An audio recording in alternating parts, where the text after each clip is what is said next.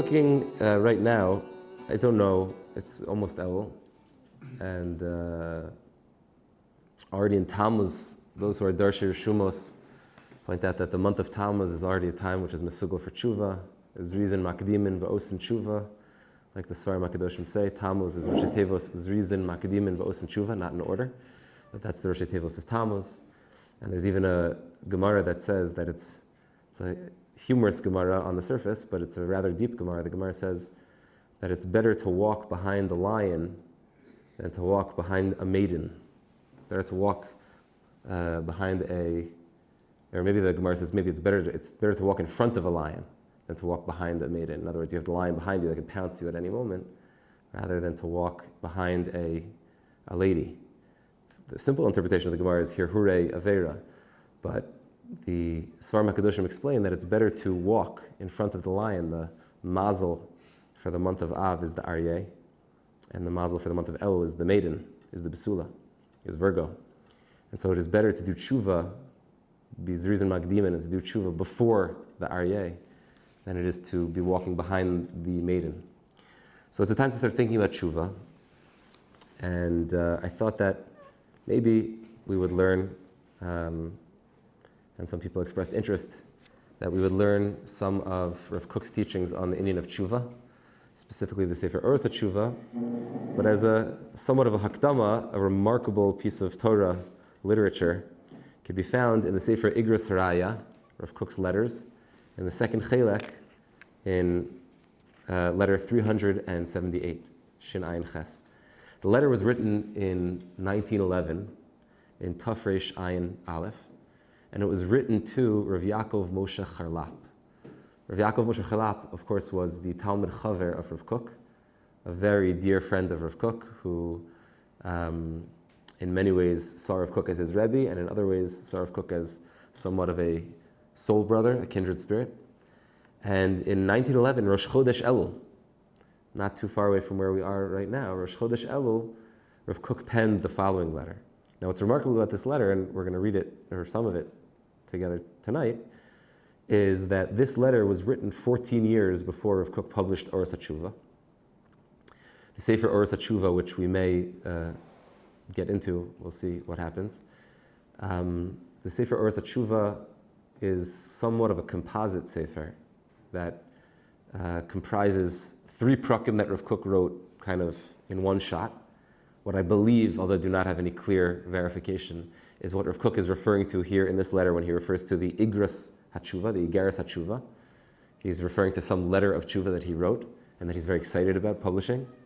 And I believe that he's referring to the first 3 chapters of what would eventually become Iggeres HaTeshuva, much of which the end of Iggeres HaTeshuva was, which was certainly, it was published in his lifetime, was gathered by his students, by the Harav HaNazir, Rav David Cohen the Nazir, as well as his son Rav Tzvi Yehuda. And so what's remarkable about this particular letter is that Rav Kook is already in the year 1911, even though the Sefer wasn't published until 1925, Taf Reish Pei, Rav Kook is already chalishing about the prospect of revealing this secret to the world, this wisdom to the world. So I thought perhaps we would look at some of it together. We're not going to read the whole letter, and I'm going to jump right in to the second paragraph for those who are following along. So he begins with some pleasantries in the beginning, talking to his dear friend Rav Yaakov Moshe Charlap. And then he says, Al das Iggeres HaTeshuva, with regard to your question about the Iggeres HaTeshuva that I've been working on, this tshuva letter that I've been trying to write, a love letter to the Jewish people about how it is that we could possibly return to the Master of the universe. Gidol ma'od hi tshukasi lezakos lachina ulasdara kiroi avalafi erech gadlus ha'inyan kain rabu hamanios. I am thirsting to write this letter, to finish this project, and to be able to present this to the Jewish people in a proper and organized manner. But of course, in accordance with the greatness of the task, is simultaneously the greatness of those impediments that are getting in the way. V'hamevin yavin, those who are feeling that uniquely at this time period. In accordance with the greatness of the task that you're doing at this time period in your life, that is the greatness of the impediments. So it should be a chizuk for anybody who's experiencing some sort of difficulties right now. B'yichud kashta alai ma'od ha'azbara va'akivon el ha'sha'ara. Ad kama lahan michrazei olam ve'heichen hu ha'gvul shel limascha atik. Limachasa atik. Rav Kook says, what's most difficult for me, what's weighing upon me most heavily, of all of the things that I'm planning to do in terms of this letter of tshuva that I want to reveal to the world, is the question of limachase atik, the pasuk which says that HaKadosh Baruch Hu hid certain things at the beginning of time. There were certain things that Hashem was not ready to reveal to the world right away. And Rav Kook says, I'm struggling what I'm allowed to reveal, what I'm not allowed to reveal. Very similar to what we find Rabbi Shimon Bar Yochai writing in the Hakdama of the Zohar HaKadosh, on Daf Yud Aleph Amud Beis, where Rabbi Shimon says over and over again, Vai I amra, vai I lo amra. Woe unto me if I say this secret, woe unto me if I don't say this secret. Vai I amra, woe unto me if I say the secret, because if I indeed reveal this secret, so who knows what over Avera, what Rishayim are going to do, and how they're going to use these secrets to misrepresent what it is that I'm saying, misrepresent how it is that a person is supposed to relate to the Master of the Universe based on these secrets that I'm revealing. And vai ilo amra, and woe unto me if I don't reveal these secrets, because they're necessary for, in the language of Rabbi Shimon Bar Yochai, for the chavraya, for my group of friends, for our group of people who are trying to grow together. It's necessary for the growth of my unique individual group and the community and Am Yisrael and mankind that I reveal these secrets. And so Rav Kook says that the biggest kasha, I need to, as if I'm trying to hit mamish like a hair's breadth of going in the right direction. I'm trying to push the envelope mamish to the very brink of what is acceptable, but I have to stop right at the exact moment. And this is such a fine calibration. I'm like calibrating to a hair's breadth, Rav Kook says. Ad kama lahan michrazei olam. How much am I allowed to reveal to the world these secrets? V'heichen hu ha'gvul shel machase atik. Where is the fine line of that which Hashem covered over at the beginning of time, that Hashem wasn't ready to reveal to the world? Nevertheless, as Rav Kook to his friend Rav Yaakov Moshe Charlap, but nevertheless, El Hashem v'yar lanu. Hashem is God, and He will illuminate for us. B'darko derech hakodesh. Hashem will reveal to us this holy path.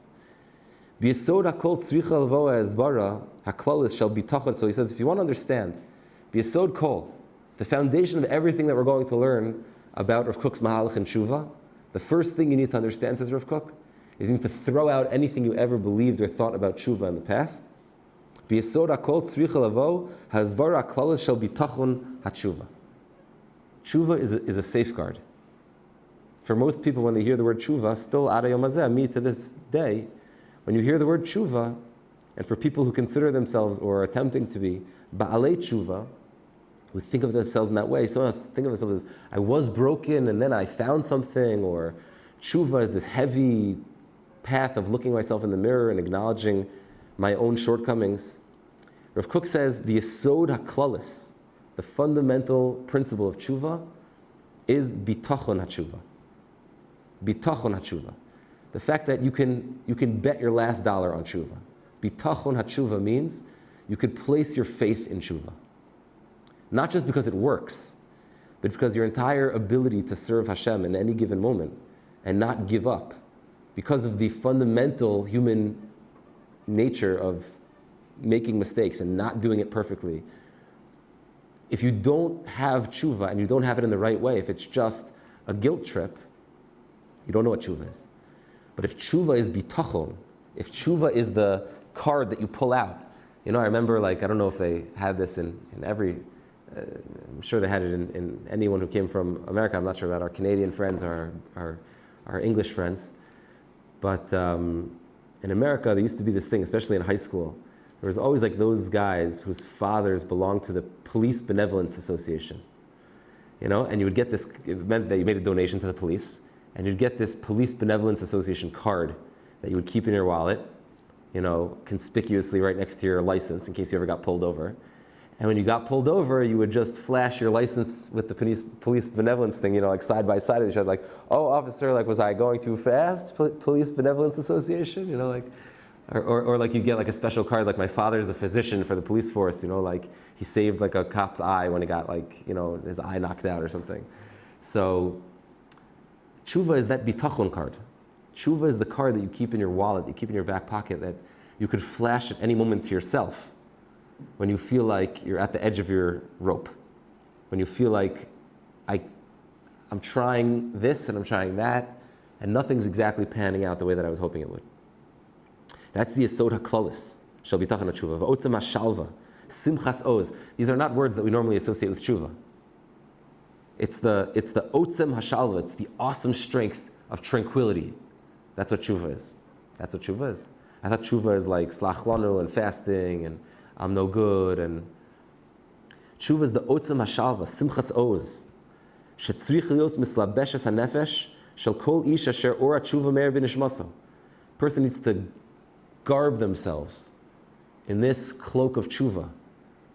It's something that a person wears and is constantly seeking after.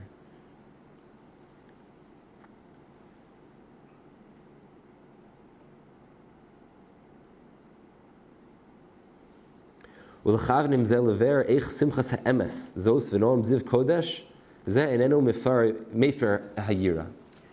says it's also important, I want you to understand that my goal here is not to point out, I'm not trying to say that tshuva, that striving for greatness, striving to be better, and striving for perfection when you know that you won't ever reach it, and having this tshuva card, which is basically a way of recognizing that every time there's an imperfection, that's part of the process of arriving at a higher version of that perfection. It's part of becoming.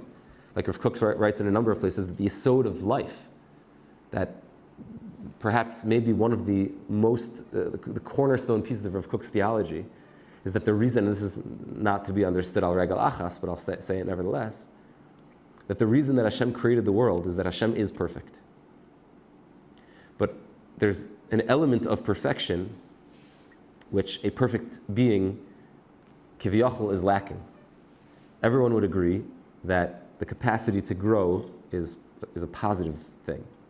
In other words, being a wise person, that's positive. So we say Hashem is chacham mikol chachamim. Hashem is kind. Hashem has every positive quality. Well, growth is a positive quality. And yet, HaKadosh Baruch Hu, Hashem, is perfect, which means he can't grow. So for Rav Kook, and again, that's why I said he can't understand this al regel achas without misunderstanding it, but I will say it nevertheless. For Rav Kook, the answer to that conundrum is creation. Creation is the expression of the divine, is the expression of Hashem that is growing, that is perfecting. And therefore, by definition, is not perfect. By definition, like what the Maharal writes, that perfection is the alul. It is the created being, which by definition is imperfect. Only Hashem is perfect. And therefore, tshuva is something which the Gemara in Pesachim says predates the creation of the world, and it has to be that way. Because without tshuva, without there being this thing called tshuva, which we haven't even begun to describe what it is, without this thing called tshuva, you don't even get off the ground running. Because the yesod of creation, the yesod of the world, is that the bottom drops out. When the Gemara says that the world was created, ki beka Hashem tzor olamim, the Gemara in Menachos says that Hashem created the world with the shem Yud-Kei, with the name Yud and Hey. It's the Gemara in Menachos, not the Zohar. When Hashem created the world, he created the world with the shem Yud and Hey. Yud, says the Gemara, Hashem created Olam Haba with. But this world, where we are right now, where all of us are sitting together in this world, is the world of Hey. It was created with the letter Hey. Why is it created with the letter Hey? So the Gemara describes the world was created with the letter Hey because it's built into creation that you're starting from the top of the letter Hey, but there's like an abyss. It's wide open, ready to swallow you at any moment. The fragility of life, you don't need someone to sit here at, close to 9 o'clock at night at 8:47 and tell you that the world is fragile. That at any moment the entire edifice that we've been trying to build up, our entire personality, our entire persona, our entire reputation, our entire financial structure, our entire everything could fall out at any second. And so the letter Hey is completely open on the bottom, and anything can attack at any moment. The entire underbelly of the world is ready to attack at any moment. Tshuva is the possibility that Hashem created prior to creation, like the Gemara says in Menachos explicitly, that Hashem created this world with the letter Hey because the natural state of the world is falling down. But if a person pulls out that Police Benevolence Association card, you pull out the Teshuva card, you can always climb up to the top, almost to the chimney of the letter Hey, and crawl back in the window from the side of the letter Hey. That's what the Gemara says. You're going to fall out the bottom. That's how it happens to everybody. I don't care what your profession is. I don't care how long your side locks are. I don't care how long your beard is. I don't care how long your tzitzis are. I don't care how square your tefillin are. How much stucco you give, or how, what kind of Shabbos, you use olive oil for Shabbos candles every week instead of wax. You're very frum. I don't care what hechsherim you use, you're going to fall out the bottom all the time. But if you strengthen yourself and you believe in the bitachon HaTeshuva, you believe in the possibility of tshuva, then you can muster the strength, says Rav Kook, to climb back up to the top and sneak back in through one of the side windows. So tshuva, says Rav Kook, back to the text, I want you to understand, says Rav Kook, that ze'enenu meifir yira chalila. By giving you this peachy image of tshuva, that tshuva is something which, it creates tranquility, and it gives you bitachon, it gives you backbone, it gives you resilience, it gives you all the things that we're looking for to get back up and dust yourself off after you messed up for the millionth time. Like Reb Zusha used to say every morning when he wake up, he'd say, Rabboni Shalom, now today's Zusha is really going to serve you. And I know I said that yesterday, but today really I'm going to do it. And then the next day he would do the same thing. Because we're imperfect. So that rosy picture of reality, that tshuva is always there. That Hashem is called a salchan. A salchan with a nun at the end, a nun sofit. So, in mathematics, especially in physics, I think the letter N usually somehow means like the nth degree, means like it's a superlative, it means like to the extreme. So in Lashon HaKodesh, the nun sofit is like the nunth degree, not the nth degree, the nunth degree. Moving something to the, and nun has that kind of, even the shape of it. It's like this stake in the ground. It has this long kind of like staking its ground. So, for example, if I steal something, then I did an act of gezel, but if I do it all the time, if I make it more than a habit, I make it a profession, then I become a gazlan, right? If I learn Torah once in a while, so then I'm lo-made Torah, but if I do it all the time, I'm a lamdan. If I make a joke once in a while, so I make leitzanos, but I become a leitzan, a clown, a professional joke maker. If I put the nun at the end, that makes the word like definitive, to the nth degree. So Hashem is called, in the liturgy of the high holidays, Hashem is called a salchan. Meaning Hashem's job is to be a salchan. Hashem is always ready to the nth degree to always let you start again. But that, says Rav Kook, is not trying to create a reality where it's meifir yira, where it somehow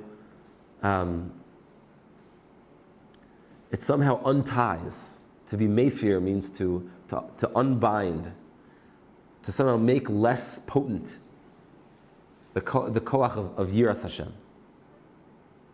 Rav Kook is just warning us here. I'm not just a hippie rabbi who's coming to tell you, like, Hashem loves you, it's all good. My goal here is not to be meifir hayira, chalila.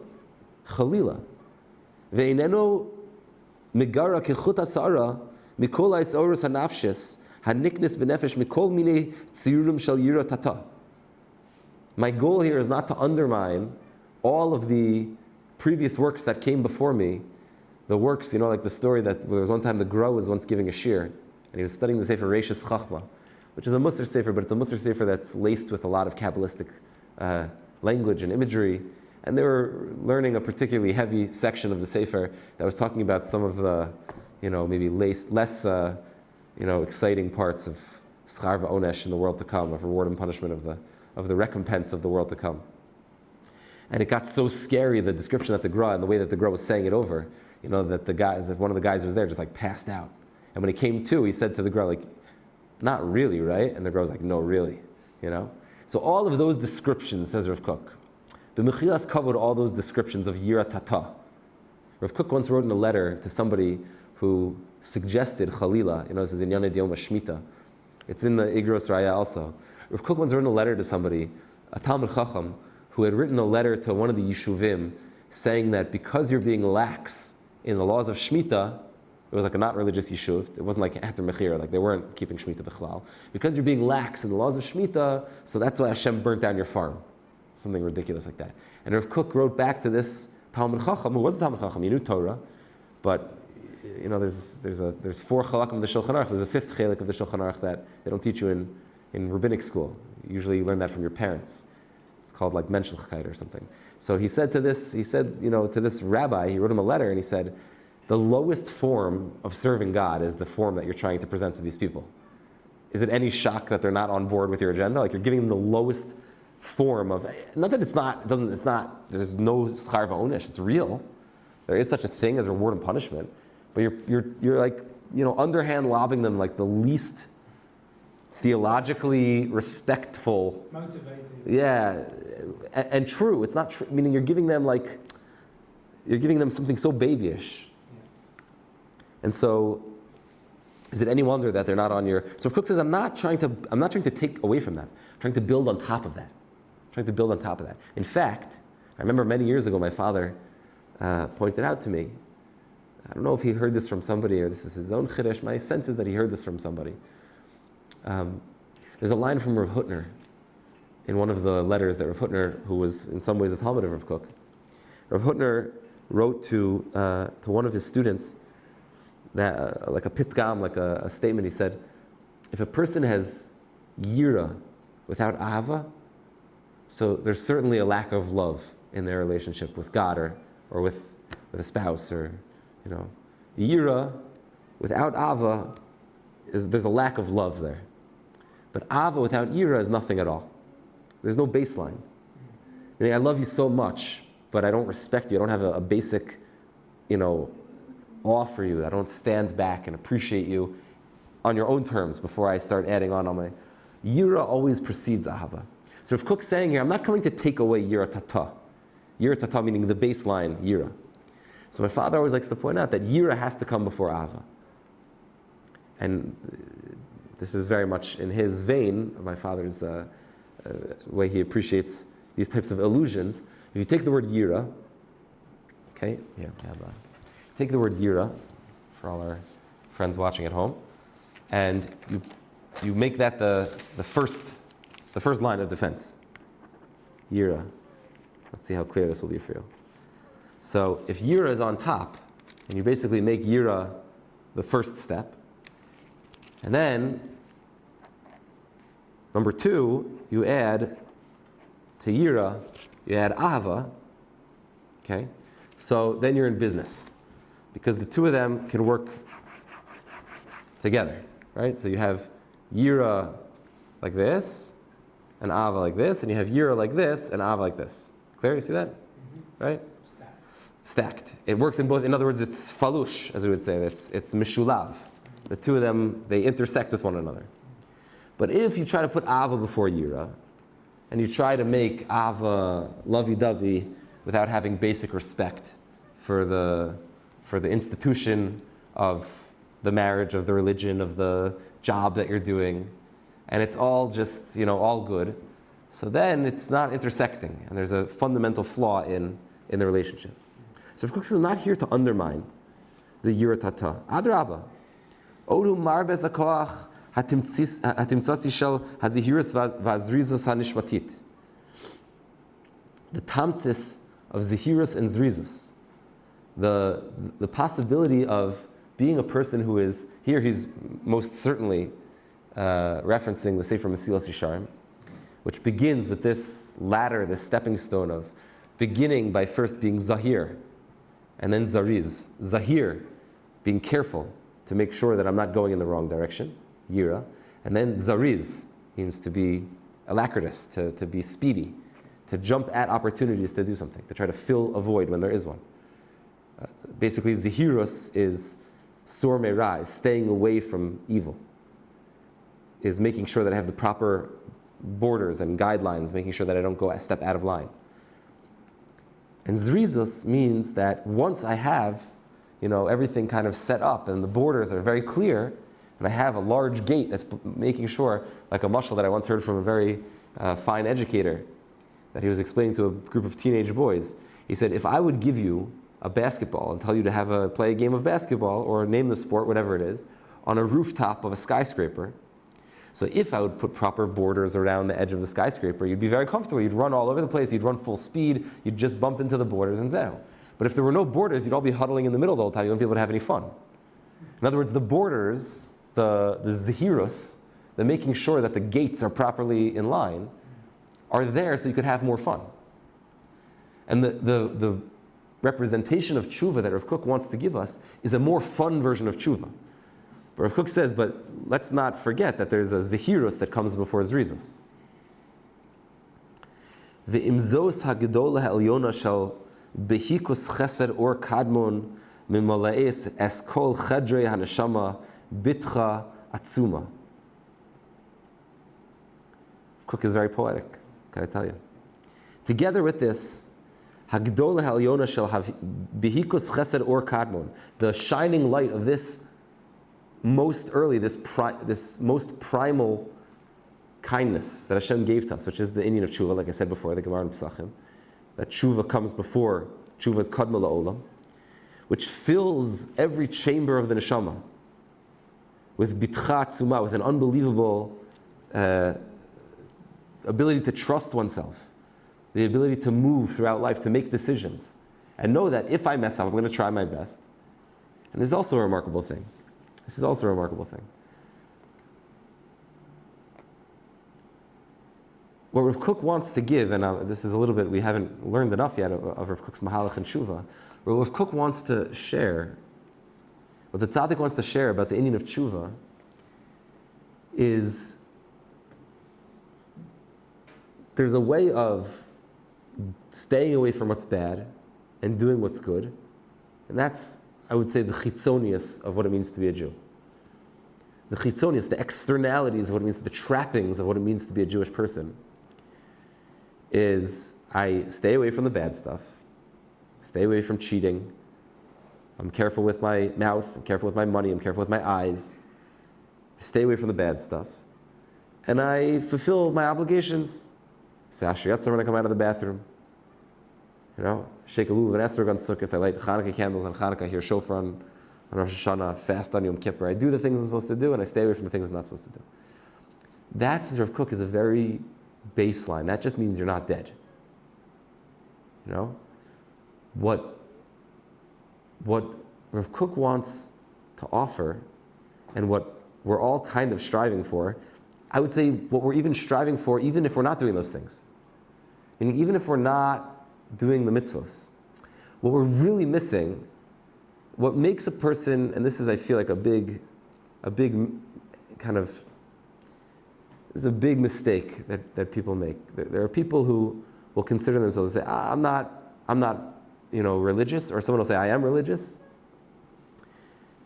And you could have people, especially in Rav Kook's world, who say they're religious and they do all the religious trappings, but they're missing this behikus chesed or kadmon moleas kol chedrei neshama betach atzuma ad shebegvur ne'amana b'chol malei neshama yotzei shiras kodesh mekorit. But there's something missing from what I want to be doing. Now, this is the test. This is the test. The test is, even if I daven 3 times a day, and even if I buy kosher food and I go out of my way to do all if Hashem would come to you, wake you up in the middle of the night and say, tomorrow you can have a day off, do whatever you want, you don't have to do any of these things. So if your instinct, if your inclination would be to say, if I could have a freebie, a day of not having to do these things, so that means that on whatever level, and I'm speaking to myself as much as anybody else, feel free to push back if you feel differently. What that means on a certain level is that we're stuck in the trappings of what it means to be a Jewish person. It means that we're probably, in the psychological model of, core character traits, we probably score high on conscientiousness. And so, because we were raised, we're a type A personality, we were raised doing or being told to do X, Y, and Z. And so, as a conscientious person, we kind of do what we're told. But we're not in the middle. We're not in a love story with Hashem. We're missing this fundamental shiras kodesh mekorit. We're missing a holy song, mekorit, like a aboriginal holy song that's coming up from the depths of my stomach. And so there's an external zehirus and zrizus. There's a chitzoni way of I stay away from what I'm not supposed to do, and I do what I'm supposed to do. But the Iker, to be a real Baal Tshuva, which is what I mean when sometimes people will say, and they roll their eyes at me, like they think, if someone will say like, oh, I'm recent Baal Tshuva, like a Baal Tshuva, a few years, whatever. I'll say, wow, that's like amazing. I'm like still trying to get there. I'm still trying to achieve that level. Because to be a Baal Tshuva for Rav Kook means to be constantly in a state of tshuka, of deep yearning, of dripping with passionate longing to achieve perfection, even though that I know that I'm not there yet. It's not about what I do or I don't do, how many boxes I'm able to check off on some artificial list of all the things that I'm supposed to be doing, and how many things I don't check off because I'm not supposed to be doing those things. It's about cultivating an inner yearning, an inner satiation for perfection, knowing full well that I, just as much as the next guy, I'm not there. And I'm not going to get there. That's not really my job. My job is to be perfecting, to be shoif after tshuva, to be finding every single day little windows to climb through, even though I fell out the bottom of the hay.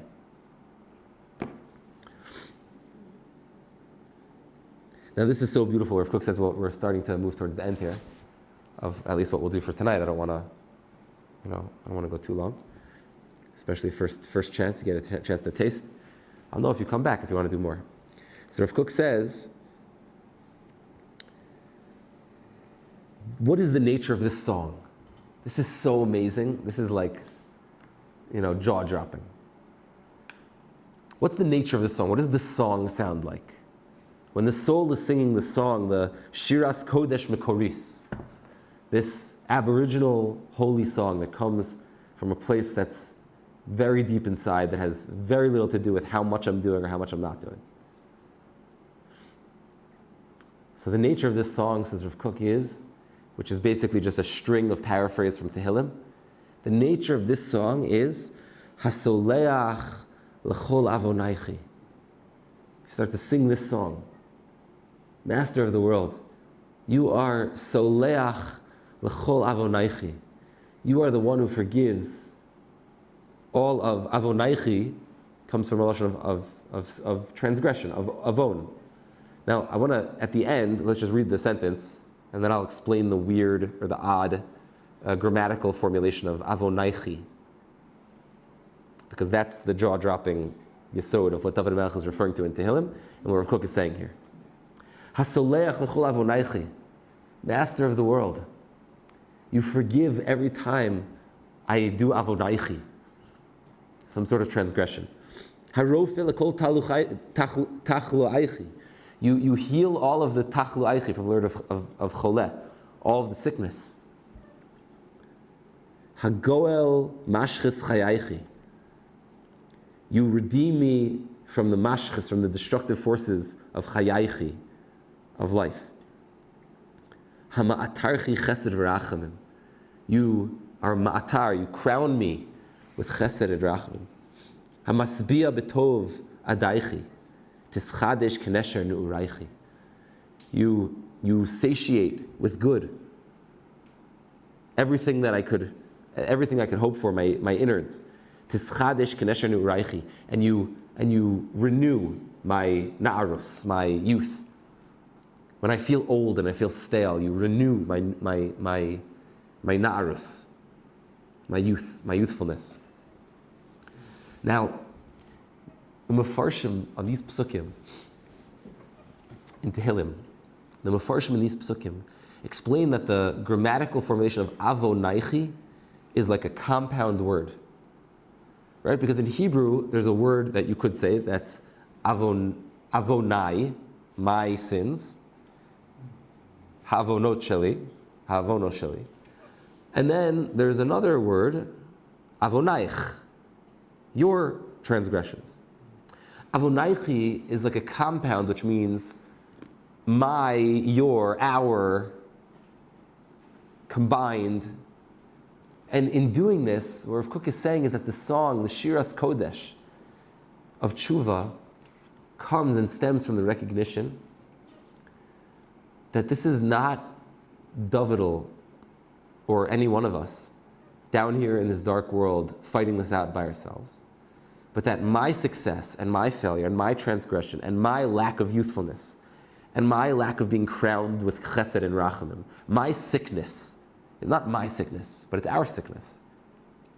That if I understand, as Rav Kook explains, as I said very al regel achas before, that Hashem, part of Hashem's perfection is our perfecting, then this is not an us versus Hashem. The most immature, and I don't mean this as an insult, I just mean it as a fact, the most immature way of relating to what we're doing in this world is that Hashem put us in a rat race to let's see how you do.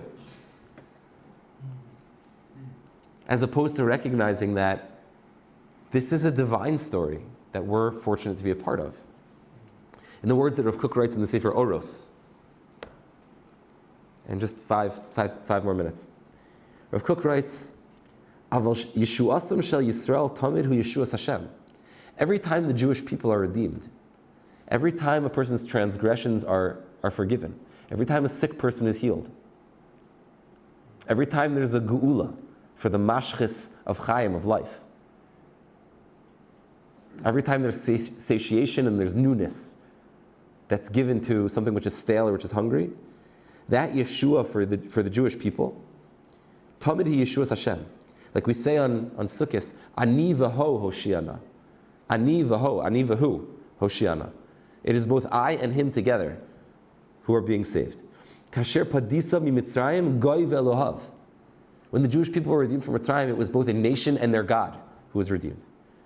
Kain hi kol Yeshua gedola shebegedolos u'ketana shebeketanos.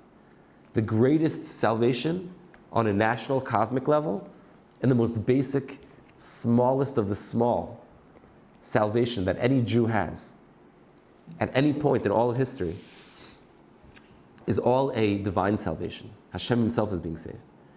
And so the Shiur HaKodesh, Mekorit of Teshuva, is the recognition, says Rav Kook, and this is what he's yearning to write. This Iggeres HaTeshuva that Rav Kook wants to give to the Jewish people, this secret which he's not sure, should I reveal it, should I not reveal it, is it the time to reveal it, is it not the time to reveal it? And you could see why a person would be struggling with that. Why would Rav Kook be struggling with that? My struggle, my attempt to come to Teshuva is not just my attempt, but in a very almost blasphemous kind of way, it's Hashem's attempt to return. Rav Kook writes in Iggeres HaTeshuva that Hashem does Teshuva. I mean, in Tanakh it says that Hashem does Teshuva. In Tanakh it refers to Hashem doing Teshuva. Shuva alai v'ashuva aleichem. Teshuva means to return to a state that was before the world was created, where it was clear that ein od milvado, there was only Hashem. For Rav Kook, and again, we're really closing here. For Rav Kook, we'll pause here, maybe we'll finish it next time. For Rav Kook, the greatest aveira that was ever committed, if one could say such a thing, has this for a closer. The greatest sin that was ever created, that was ever done in all of history, was done by the Master of the universe himself. Creation itself, which is called in the language of Kabbalah, is called the creation of the Chalal HaPanoi, the creation of vacant space, where God is not, or at least where God is not apparent, where there's the appearance that somehow Hashem has left this space and left us to our own devices.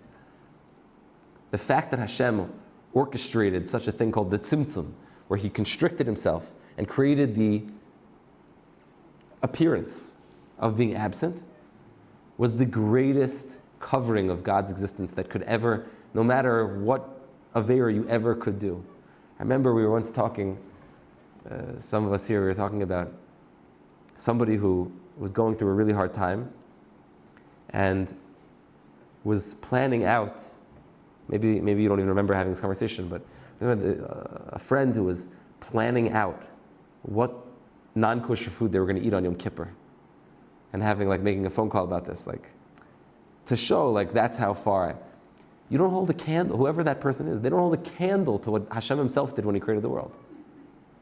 Teshuva is something which is part and parcel of creation. That's why it came before creation. It's a prerequisite to creation. And so what Rav Kook wants to give us is the song of Teshuva, which is to recognize that Teshuva is not something heavy. Teshuva, like Rav Kook said, is simchas oz hachayim, it's simchas oz, it's otzem hashalva, it's the ultimate tranquility, it's the bitachon hatshuva, it's the card that you could pull out all the time and say, I am in this journey together with Hashem, to come back to a place where I'm just a tiny bit more cognizant of the fact that ein od novadu kepshuto. Not that there's not other gods out there, all these gods of the pantheon of Greece, but to know with certainty that there is nothing else in the world except for Hashem in His perfection, and that we are a chelik of that perfection. So Hashem should help us that we should continue on this holy path. If it's a one-off, givaldik, if we come back next week and there's interest again and we do it again, Hashem should help us to follow this holy path, to recognize that Hashem is a salchan. Hashem is always looking to do tshuva, to give us this path of tshuva, and we'll be zuch to come to this place that Rav Kook is leading us to, with this new mabat tshuva, this new way of looking at the world of tshuva. We'll be zuch to see geula.